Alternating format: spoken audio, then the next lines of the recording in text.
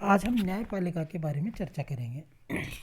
न्यायपालिका सरकार का बहुत कम चर्चित परंतु आवश्यक अंग है।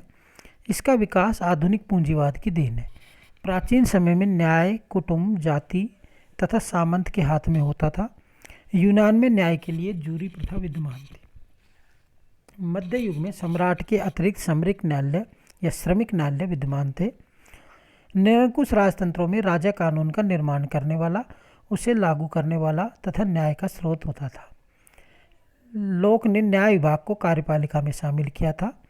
18वीं शताब्दी में मॉन्टेस्क्यू ने पहली बार अपनी रचना कानून की भावना स्पिरिट ऑफ लॉज में शक्ति पृथक्करण के सिद्धांत का प्रतिपादन करते हुए कहा कि यदि एक ही प्रकार के लोग कानून का निर्माण, प्रवर्तन और व्याख्या करते हैं तो न्याय के बदले अन्याय होगा और लोगों की स्वतंत्रता का अंत हो जाएगा। धीरे धीरे शक्ति पृथक्करण के सिद्धांत और पूंजीवादी प्रजातंत्र के विकास ने नागरिकों की स्वतंत्रता की रक्षा हेतु एक स्वतंत्र न्याय विभाग की आवश्यकता को महसूस करा दिया। न्यायपालिका की आवश्यकता। न्याय विभाग को सभ्य समाज के लिए अनिवार्य समझा जाता है। चांसलर केट ने कहा है कि जहाँ कानून की व्याख्या करने और उसे लागू करने और विवादों का निपटारा करने और अधिकारों को लागू करने के लिए न्याय विभाग नहीं है, वहाँ शासन या तो अपनी शक्तिहीनता के कारण नष्ट हो जाएगा या शासन के अन्य विभाग शक्ति प्राप्त करने के लिए स्वतंत्रता के विनाश पर शक्ति को अनाधिकृत ग्रहण कर लेंगे। लॉर्ड ब्राइस कहते हैं कि न्याय विभाग राज्य की केवल आवश्यकता ही नहीं बल्कि किसी शासन की श्रेष्ठता की कसौटी भी है। स्वतंत्र न्यायपालिका के अभाव में नियमानुकूल उत्तरदायी शासन, नागरिक अधिकारों की सुरक्षा आदि का आश्वासन नहीं मिल सकता। न्यायपालिका का अर्थ एवं परिभाषा। न्यायपालिका का अर्थ एवं परिभाषा बताते हुए गिलक्रास्ट कहते हैं कि इससे अभिप्राय सरकार के उन पदाधिकारियों से है जिनका कार्य वर्तमान विधि कानून को किसी अभियोग के समय लागू करना है। यह कानून या विधि के शासन के प्रतीक है। यह संविधान का चौथा मुख्य स्तंभ है। इसे अनिर्वाचित व्यवस्थापिका की भी संज्ञा दे सकते हैं और यह एक स्वतंत्र संगठन है, बहुमुखी भूमिका है। न्यायपालिका के कार्य। पहला है कानून को विशिष्ट मुकदमों में लागू करना और दंड निश्चित करना। न्यायपालिका का प्रथम कार्य विवादों की सुनवाई करना, उन्हें निश्चित करना। कानून को लागू करते समय न्यायालयिक शक्तियों और दस्तावेजों को मांग कर सकती है, अधिकारों का पता लगा सकती है और उन्हें निश्चित कर सकती है। वह कानूनों की व्याख्या करती है और उनके उचित अर्थ को विशिष्ट मुकदमों में लागू करती है। न्यायालय न्याय प्रदान करती है और उसकी देखरेख करती है और निर्दोष को हानि से बचाती है। नेक्स्ट है इसमें लास्की कहते हैं कि अधिकांश राज्यों में आज कानून दंड की अधिकतम सीमा निर्धारित करता है और इसकी वास्तविक प्रकृति को न्यायाधीशों के स्वतंत्र विवेक पर छोड़ देता है। दूसरा है निर्णय विधि। न्यायालय कानून को विशिष्ट मुकदमों में लागू ही नहीं करती बल्कि वह इसका निर्माण और विकास दोनों करती है। इस दृष्टि से न्यायालय व्यवस्थापिका द्वारा बनाए गए कानूनों की पूरक है। वस्तुतः व्यवस्थापिका द्वारा पारित किए गए महत्वपूर्ण कानून न्यायालय की वैधानिक घोषणाओं से कुछ अधिक नहीं होते हैं। इस निर्णय को जब किसी प्रकार के दूसरे मुकदमे में लागू किया जाता है तो उसे दृष्टांत कहते हैं, जो समय पाकर नजीरे या निर्णय या विधि बन जाता है। लीकोक ने न्यायालय को अर्ध विधानमंडल की संज्ञा भी दी। तीसरा इसमें संविधान की संरक्षण। संघीय संविधानों में न्यायपालिका संविधान की संरक्षक होती है। जब कभी कार्यपालिका के आदेश या व्यवस्थापिका को कानून संवैधानिक धाराओं के विपरीत लगता है तो न्यायालय उसे अवैध घोषित कर सकती है। इसे न्यायालय की न्यायिक पुनरावलोकन शक्ति भी कहते हैं। डाइसी कहते हैं कि कानूनों को अवैध घोषित करने की शक्ति न्यायाधीशों को संविधान का संरक्षक बनाती है और असंवैधानिक कानूनों के विरुद्ध संरक्षण प्रदान करती है। चौथा है नागरिकों के मूल अधिकारों की रक्षक। न्यायपालिका नागरिकों के मूल अधिकारों के रक्षक के रूप में कार्य करती है। यदि नागरिकों को संवैधानिक उपचारों का अधिकार न हो तो नागरिकों के मूल अधिकारों का महत्व भी समाप्त हो जाता है। नेक्स्ट है परामर्श संबंधी कार्य। अनेक देशों में न्यायालय को तकनीकी, कानूनी एवं संवैधानिक विषयों के जटिल प्रश्नों पर सलाहकारी मत देने का अधिकार होता है। उदाहरणतः भारतीय संविधान की धारा 143(1) के अंतर्गत राष्ट्रपति यदि आवश्यक समझे तो सार्वजनिक महत्व के किसी विषय पर सर्वोच्च न्यायालय से सलाहकारी मत प्राप्त कर सकता है। न्यायालय का सलाहकारी मत निर्णय नहीं होता, अतः वह बाध्यकारी नहीं होता है।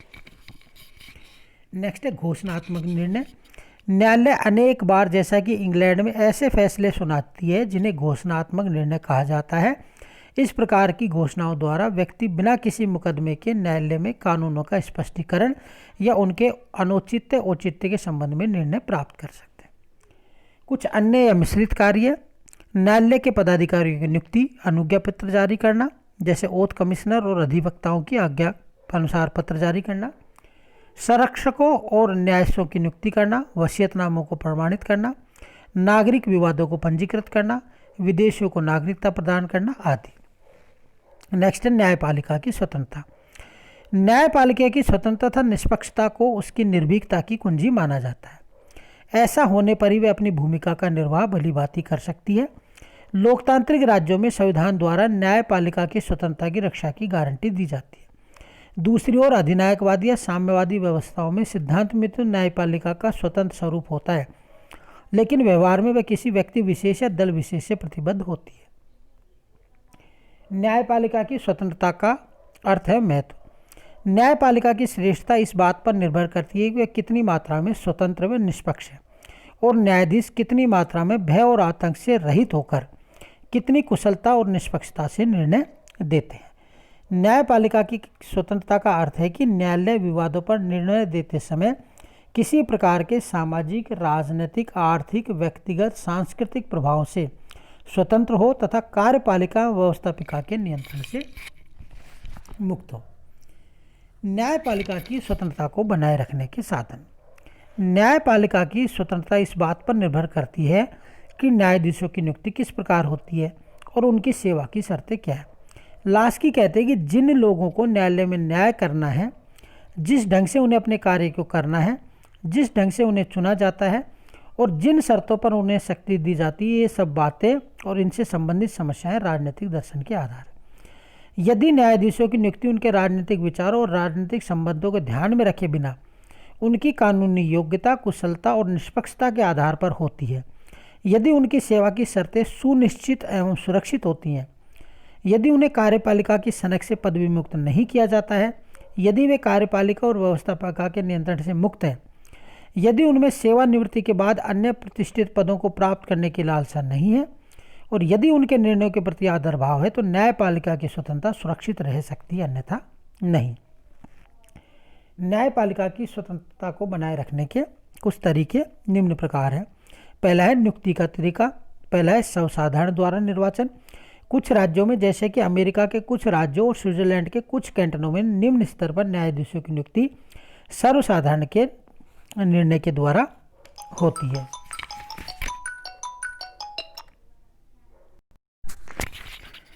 सर्वसाधारण द्वारा निर्वाचन, जैसा कि अमेरिका के कुछ राज्यों और स्विट्जरलैंड के कुछ कैंटनों में निम्न स्तर पर न्यायाधीशों की नियुक्ति सर्वसाधारण के निर्वाचन के द्वारा होती है।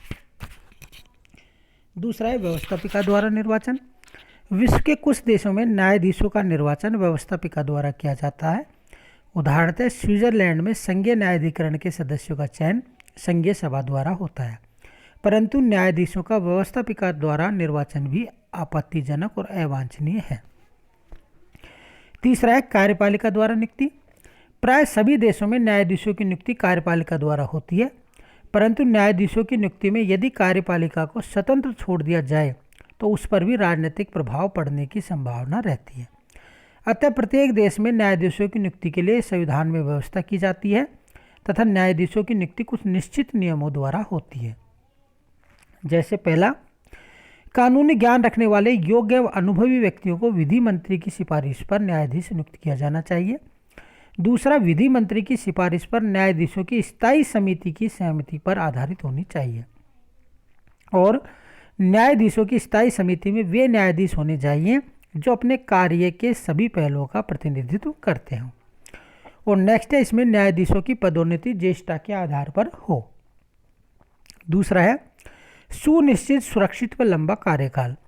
न्यायाधीशों का कार्यकाल सुनिश्चित, सुरक्षित एवं लंबा होना चाहिए।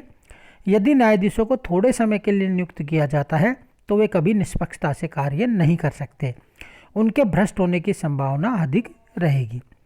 न्यायाधीशों की सेवा की शर्तें सुनिश्चित एवं सुरक्षित होनी चाहिए, उन्हें अपने पद की चिंता नहीं होनी चाहिए और वे राजनीतिक हस्तक्षेप से मुक्त होने चाहिए। एक बार नियुक्त होने के पश्चात न्यायाधीशों को जीवन पर्यंत या सदाचरण पर्यंत बने रहने का अधिकार होना चाहिए। नेक्स्ट है इसमें समुचित एवं पर्याप्त वेतन। न्यायाधीशों के वेतन समुचित ही नहीं बल्कि पर्याप्त भी होने चाहिए। यदि न्यायाधीशों को पर्याप्त वेतन प्राप्त नहीं होगा तो वे अपना समुचित जीवन स्तर बनाए रख सकेंगे और न वे अपने आप को धन के प्रलोभन से मुक्त रख सकेंगे। न्यून वेतन भ्रष्टता और घूसखोरी को निमंत्रण देता है। सेवा काल में न्यायाधीशों के वेतन तथा अन्य सुविधाओं व उनमें हानि पहुंचाने के उद्देश्य से कोई परिवर्तन नहीं होना चाहिए। सेवानिवृत्ति के पश्चात भी न्यायाधीशों की पेंशन की दरें समुचित होनी चाहिए, अन्यथा वह सेवानिवृत्ति के बाद कार्यपालिका से अन्य प्रतिष्ठित पदों पर नियुक्त होने की लालसा करेंगे। नेक्स्ट है कार्यपालिका से स्वतंत्रता। न्यायपालिका को कार्यपालिका से स्वतंत्र होना चाहिए। यह जहाँ शक्ति पृथक्करण के सिद्धांत की मांग है वहाँ यह व्यवहारिक उपयोगिता भी होती है। ये संविधान व अन्य नागरिक स्वतंत्रता के लिए आवश्यक भी है। नेक्स्ट है न्यायाधीशों के प्रति औचित्यपूर्ण व्यवहार। कार्यपालिका और व्यवस्थापिका के सदस्यों का सदन या सार्वजनिक स्थानों पर न्यायाधीशों के प्रति व्यवहार और औचित्यपूर्ण व्यवहार होने चाहिए। छठा है कार्यवाही को नियंत्रित व निर्णयों को लागू करने की शक्ति। सबसे पहला इसमें अपराधियों की न्यायिक जांच करने का अधिकार होना चाहिए। व्यक्तियों और दस्तावेजों के मंगवाने और उनकी समीक्षा करने का अधिकार होना चाहिए।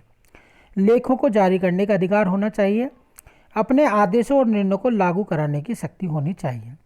न्यायालय को मानहानि के लिए दंड देने का अधिकार भी होना चाहिए। संक्षेप में विलोबी ने कहा है कि स्वतंत्र न्यायपालिका के लिए न्यायाधीशों को उनके राजनीतिक विचारों को ध्यान में रखे बिना ही नियुक्त किया जाना चाहिए। एक बार नियुक्त किए जाने पर उनको दीर्घकाल तक अर्थात जीवन पर्यंत या सदाचरण पर्यंत पदारूढ़ रहना चाहिए एवं कार्यपालिका को उन्हें पदच्युत करने संबंधी कोई अधिकार नहीं होना चाहिए। विधानमंडल के दोनों सदनों द्वारा स्वीकृत महाभियोग पद्धति के अनुसार प्रस्ताव पारित होने पर ही न्यायाधीशों को पदच्युत किया जाना चाहिए।